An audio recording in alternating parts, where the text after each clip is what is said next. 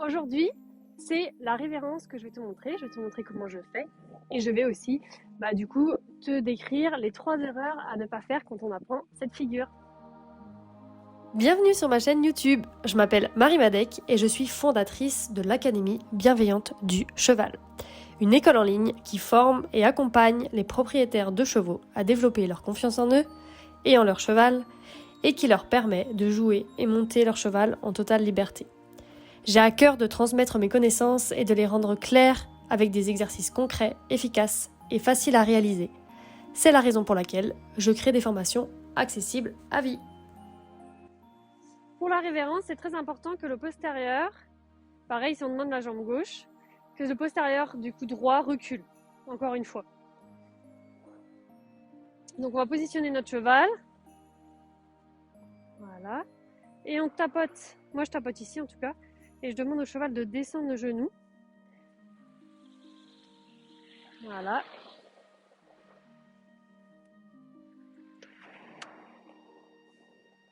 Voilà, tu vois là le postérieur a reculé les deux mêmes. Il reste, il attend. Super. Et quand je me relève, ça veut dire que tu peux te relever. C'est les codes que j'utilise, après il y en a plein d'autres.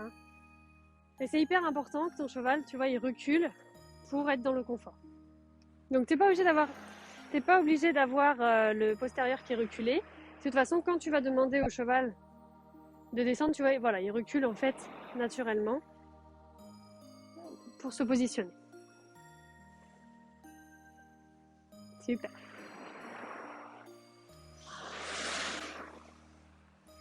Donc sinon, je peux faire aussi en étant de côté. Je te montre aussi pour que tu vois mon code de début et mon code de fin. Hop.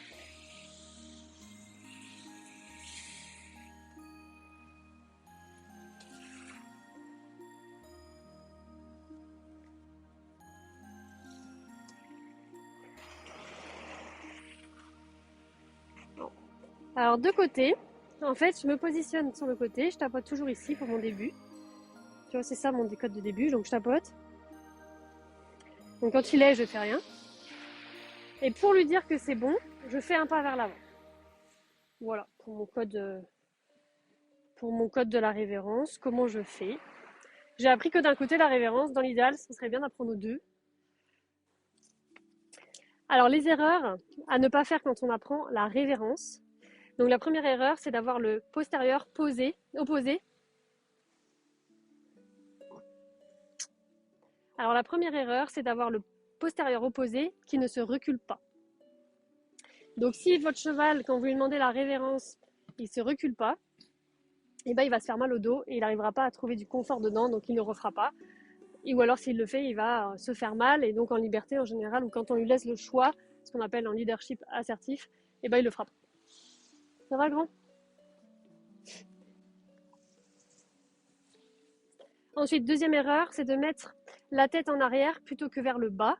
Donc quand le cheval fait la révérence, regardez bien la vidéo avec B, il vient mettre sa tête en fait vers le bas et non pas vers l'arrière, c'est pas comme le salut. Et donc du coup, voilà, si on lui tire la tête vers l'arrière, c'est pareil, ça peut faire mal au dos. Et la troisième erreur, c'est donc de prendre la jambe plutôt que d'apprendre au cheval à descendre le genou. Donc c'est vrai que c'est tentant, on a envie d'aller vite en général quand on apprend des figures au cheval, mais pourtant c'est toujours un peu long.